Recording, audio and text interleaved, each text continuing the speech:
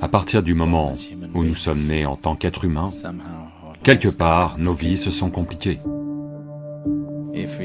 Si nous étions venus ici comme n'importe quelle autre créature sur cette planète, la vie serait très simple. Manger, dormir, se reproduire et mourir un jour. Maintenant, nous devons faire toutes ces choses, mais dans un sens, là où vous en êtes maintenant, où que vous soyez, ce n'est pas suffisant. N'est-ce pas? Vous voulez être un peu plus que ce que vous êtes là maintenant. Si vous ne connaissez que l'argent, vous penserez peut-être à un peu plus d'argent. Si vous ne connaissez que le plaisir, peut-être un peu plus de plaisir. Le pouvoir, un peu plus de pouvoir. Tout le monde veut être un peu plus que ce qu'il est là maintenant.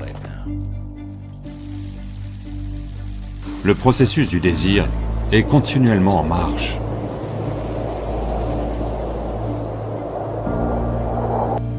Que vous alliez au travail, que vous alliez au bar, que vous alliez au temple, que vous vous mariez,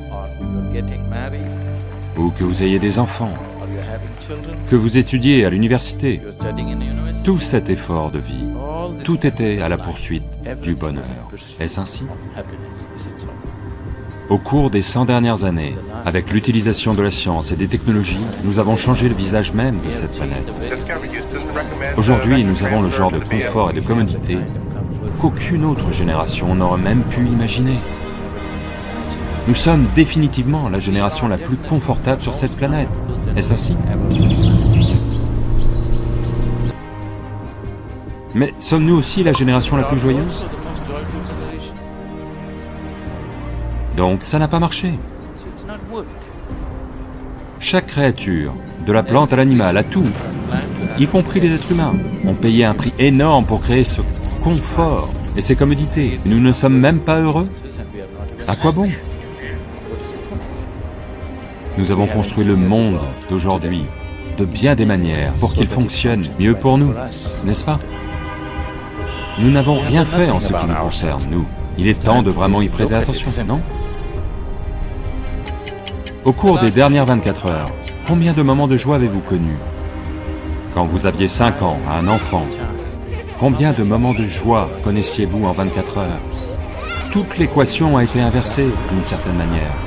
Peu importe où vous êtes assis dans un palais ou au paradis, mais votre situation intérieure n'est pas bonne. Ça n'a pas d'importance, n'est-ce pas?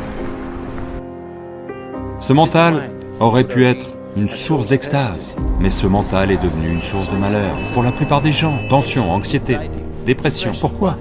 Vous ne savez simplement pas comment les gérer, n'est-ce pas?